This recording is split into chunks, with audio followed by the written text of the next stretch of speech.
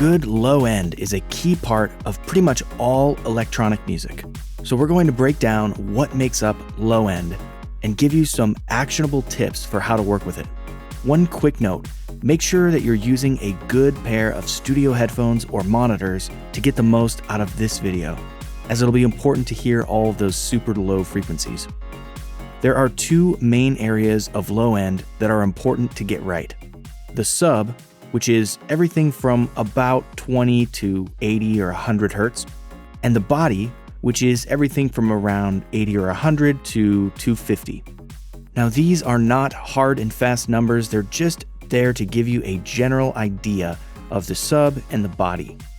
There are a lot of instruments that might fall in one or both of these areas: kicks, basses, synths, even some vocals. So it's important to keep this area clear of everything that isn't supposed to be there. This means when you're arranging your music, be aware of how each element is affecting the low end. Don't overcrowd your low end with a bunch of basses and percussive elements in the lows. Keep it simple and clean, and you'll have much better results and a much easier time getting a solid low end. The sub area should be pretty much filled out with only a bass and a kick drum.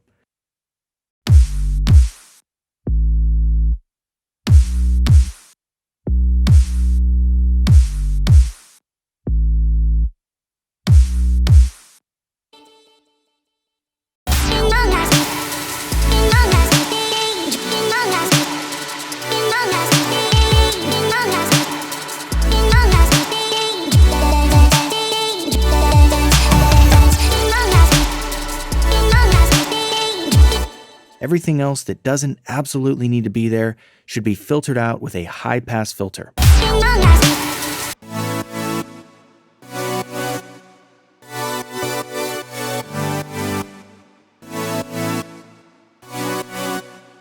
So that's the first major trick for clearing your low end. Put a high-pass filter on everything that doesn't need to be there. You'd be surprised, but sometimes even a hi-hat track can have some super sub frequencies that need to be filtered out.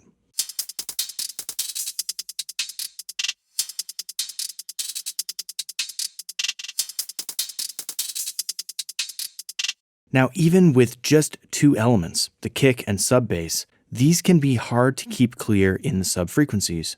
So the next major tip is to use sidechain compression to duck your sub bass every time your kick hits.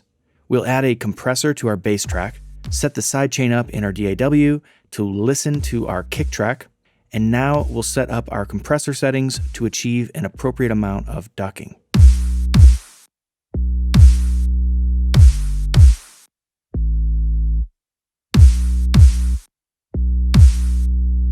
So these settings worked well here. If you want to learn more about exactly what all these controls do and how to set them on a compressor, check out the Slate Academy Ultimate Guide to Compression, where we go over everything in super detail. But for now, we just need to see a little gain reduction each time the kick hits.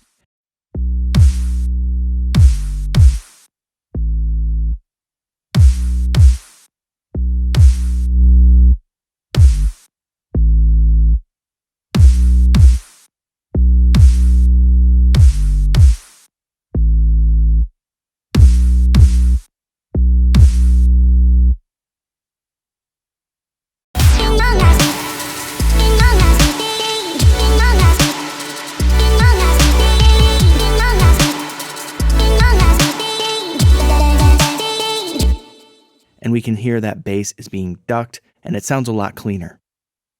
To adjust the amount of sub and body, always start with levels. Adjust the levels of the kick and sub bass, as well as any other basses or low body instruments that are contributing to the body of your track. This is the single best way to adjust how much low end is in your track, simply by adjusting the levels.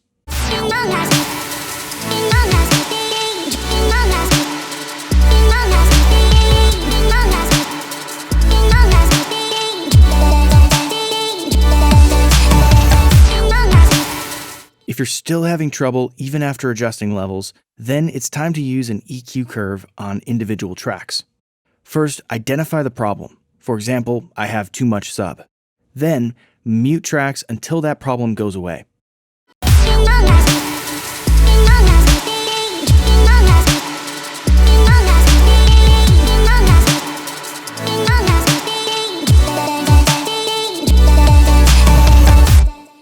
We've just identified the problem track, so we'll add an EQ to it and cut some of the sub-frequencies to make it tighter in the mix.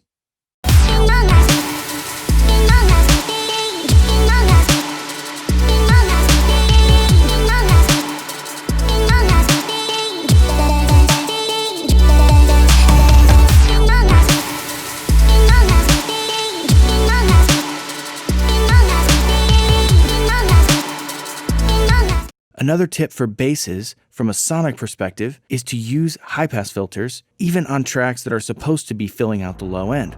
It's a good idea to put a high-pass filter around 20 or 30 Hz on your basses to prevent extra rumble that you don't need in the track. One final tip you can try to get a massive low end is to use a multiband limiter on your mix bus. We're going to load kilohertz multipass and load up a limiter in the low band, and adjust the band to be up to about 100 Hz or so. We'll fine-tune this in a minute. Now we'll set the limiter by pulling the threshold down just a little bit and turning up the input to drive the limiter. This is going to smoothen and fatten up the low end, and it's a great trick for getting massive lows.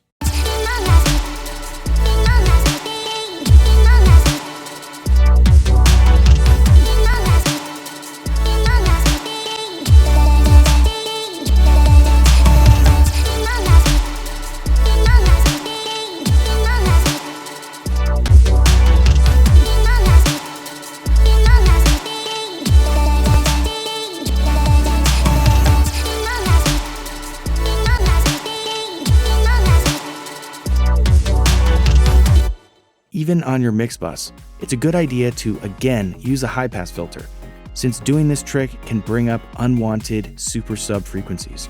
So a high-pass filter at 20 Hz is always a good idea. So if you're ready to take your productions to the next level and produce music that is more creative and inspiring, then take the EDM Production Masterclass, now available exclusively at Slate Academy. All inside the Slate Digital All Access Pass, which includes $5,000 worth of award-winning plugins, the industry's most game-changing synth, Anna 2, and masterclass courses from the biggest producers and engineers in the industry, starting at just $9.99 per month.